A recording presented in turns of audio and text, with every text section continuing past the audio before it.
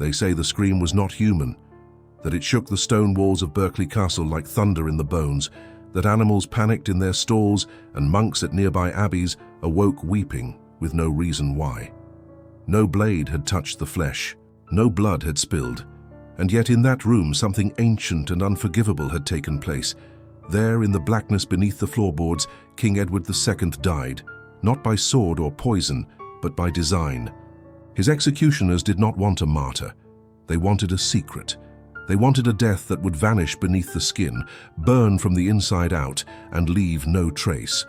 And so they brought fire, a red-hot poker, heated until it glowed like the mouth of hell, held by men who did not flinch, guided by those who feared a corpse more than a crown. They say they used a horn to guide the flame, to muffle the scream, to make sure the outside remained untouched while the inside was destroyed. He died how he lived, misunderstood, humiliated, erased. This was not justice. This was not mercy. This was punishment, meted out not for war nor for treason, but for affection, for softness, for the crime of loving the wrong man in the wrong century, and when it was over, the silence was not peace. It was horror, the kind of silence that seeps into history like rot in stone. They wrapped his body in cloth, displayed him as if nothing had happened, declared he died of natural causes. But the truth still screams through the walls. So, we ask, what does power do to a man? When his greatest sin is love, the fire may have cooled, the poker may have rusted, but the echo remains, and history, no matter how it tries, cannot bury that sound. Before the dungeon, before the chains, before the furnace hissed in the dark, there was beauty, there was promise. There was a king in golden robes, adored by crowds, crowned in youth and sunlight, Edward of Caernarfon, the son of Edward Longshanks, the Hammer of the Scots, was not born for darkness. He was tall, handsome, athletic. He played music, he danced, he laughed with servants. He carried not his father's wrath, but a gentler kind of strength, the kind that made him adored by the people and despised by the barons. He came to the throne in triumph. England was at peace, its coffers full, its enemies silenced.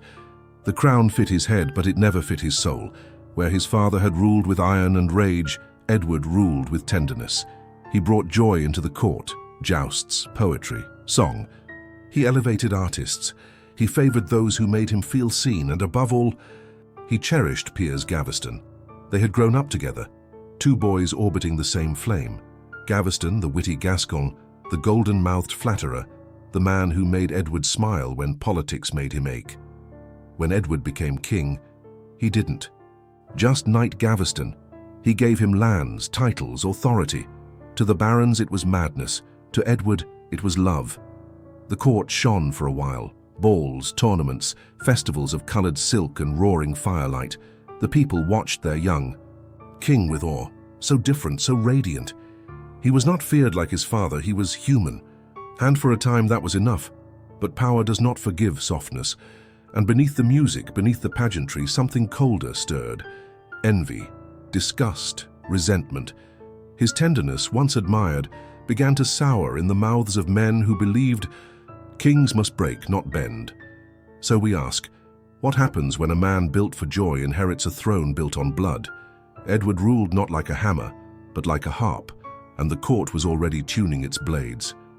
It began with a kiss that lingered too long, a glance held too openly, a favour granted too freely. Piers Gaveston was not just Edward's companion, he was his mirror, his muse, his madness. The king elevated him beyond all custom, Earl of Cornwall, seated above seasoned warlords parading through court like a crowned prince. Gaveston wore jewels meant for queens. He insulted nobles with charm and walked beside the king as if he had no equal. To Edward it was affection, loyalty, maybe even love. To the nobles, it was treason of the soul. The realm had always tolerated mistresses, indulgences, secrets whispered in tapestries. But this was something else, public, shameless, dangerous. A king who broke protocol for the sake of a man, while ignoring his queen, disbanding his father's alliances, and dismissing the council like children scolded at court. Parliament. Stirred.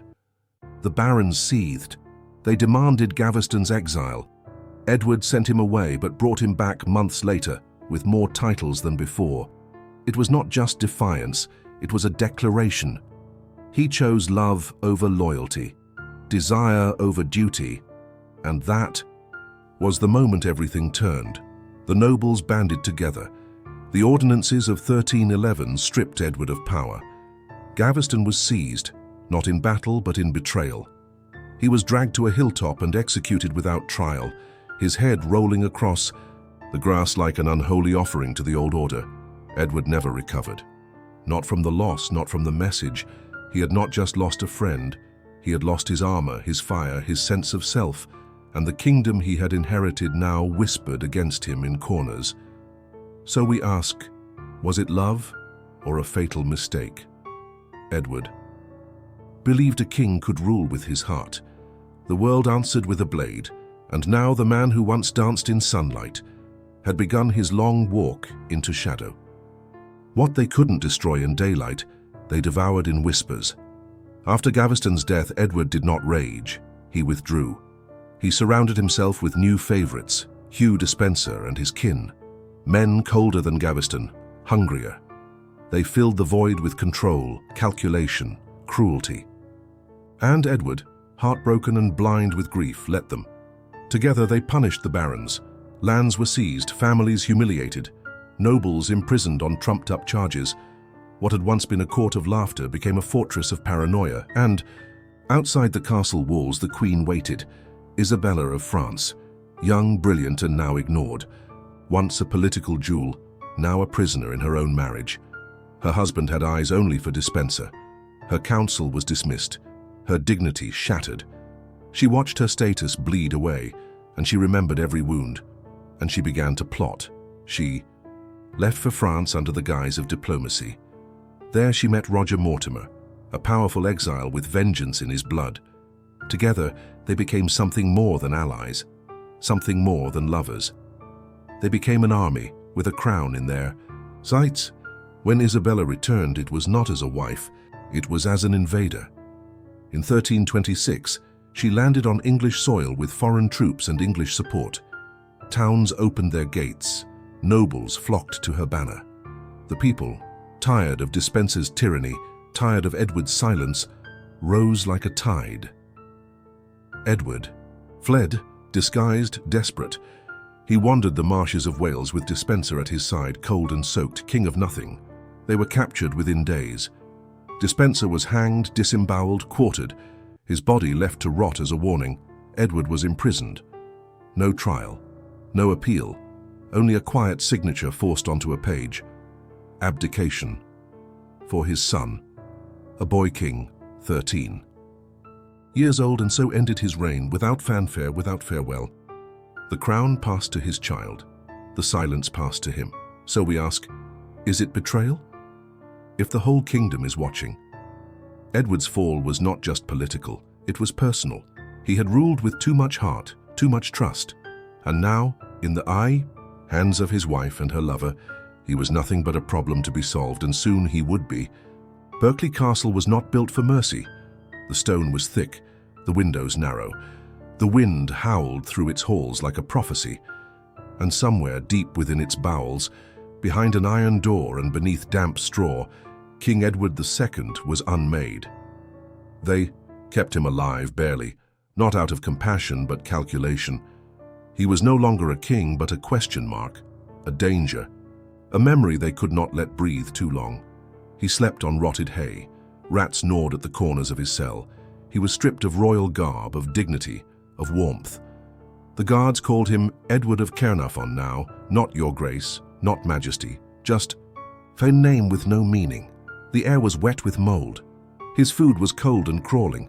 Some say his nails grew until they curled, that his hair became a nest, that he spoke to ghosts, that he begged for Gaveston in the dark. But the worst torment wasn't hunger, it was memory. He remembered the light, the music, the hand that once held his. And now, all that touched him were chains and shadows. He grew sick. His limbs ached. His teeth fell loose. His spine curled. He screamed in his sleep, sometimes from pain, sometimes from something worse. The guards were told not to speak to him, not to acknowledge the man who once wore a crown, and then came the final order. He could not be allowed to live. But he could not be martyred. No knife, no poison, no wound that history could record. And so they waited, until the moon was high, until the castle was quiet, until the only sound left was the hiss of metal plunged into flame.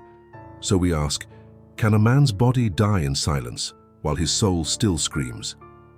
Edward's collapse was not marked by a single moment. It was slow, rotting, cruel, and by the time they came for him, he was already halfway gone, not just from the world, but from himself. The guards did not speak. They moved like shadows through the corridors of Berkeley Castle, carrying nothing that gleamed, nothing that could be traced, only a horn, a rod, and a silence that weighed more than any weapon. They found Edward curled on the cold stone floor, mumbling prayers into the filth. His eyes were unfocused, his breath shallow. When they reached for him, he didn't resist. Perhaps he believed it was finally over. That death at last had come for him with dignity, but they didn't come for mercy. They came for erasure. No blade, no bruise, no visible sign. That was the command. The world could not see a murdered king, only a body that had expired. So they turned him, forced the horn between his legs, and brought the red-hot poker forward, fresh from flame, pulsing with heat, glowing like hell's own tongue. The scream tore through the walls. Berkeley's livestock cried out in the night. The castle guards swore they heard the devil speak. One monk later wrote that the sky itself shuddered, but when the others arrived hours later, there were no wounds, no blood, only a lifeless king, mouth open in a silent gasp, and a foul stench. In the air that could not be cleansed for weeks, the official report read, "He died in the night, from grief and poor health." But the world knew, England knew, and centuries later, we still know. This was not a death. It was a message to men who love wrongly, to kings who defy tradition, to souls too soft for crowns forged in war. So we ask, what is more terrifying, a visible death, or one that pretends it never happened? Edward's body showed no scar. But his death? It left a wound so deep, it split history into two truths. One whispered in records, and one screamed through eternity. They buried him with haste. No royal procession, no great eulogy, no golden coffin carved with saints. Just a cold, quiet interment in Gloucester Abbey, far from London, far from court, far from the throne he had once worn with trembling hands. The story was sealed. Natural causes.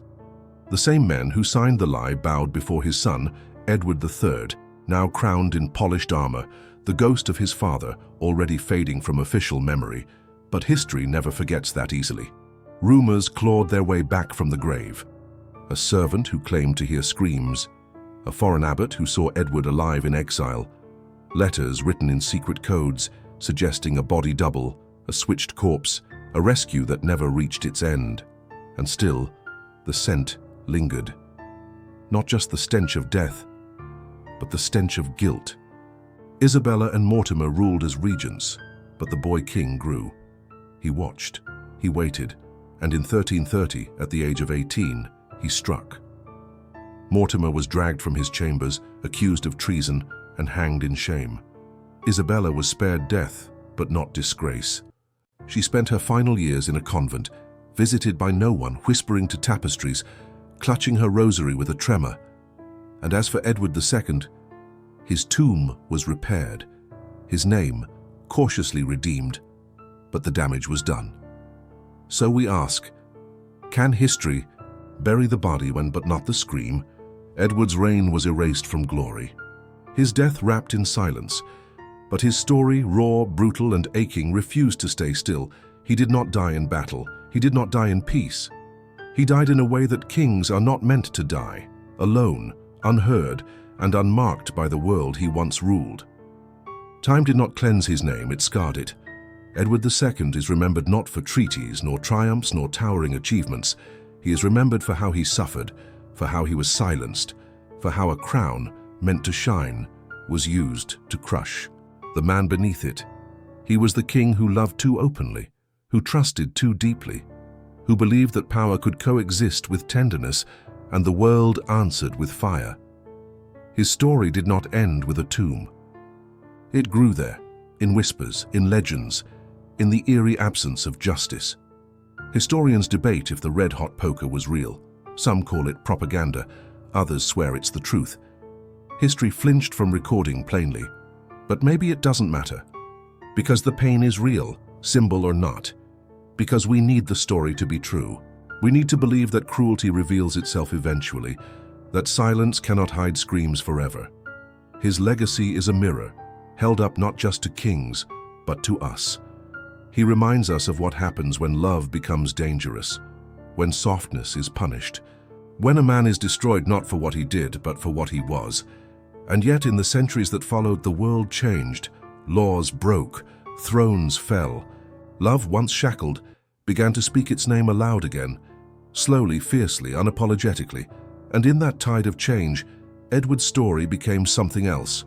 Not just a tragedy, but a testament to the dangers of power, to the cruelty of conformity, to the high cost of being different in a world obsessed with order. So we ask one final time, what is a king, if not a man? And what is a kingdom, if it devours him for being one? Today, his effigy lies in Gloucester Cathedral, marble, carved with a soft face, hands folded in eternal prayer. No marks of fire, no signs of pain, just stone silence. But beneath that stone, beneath that altar, beneath the weight of centuries, there is a story still burning. It speaks through every lover erased from records, every voice hushed by tradition, every soul punished for being.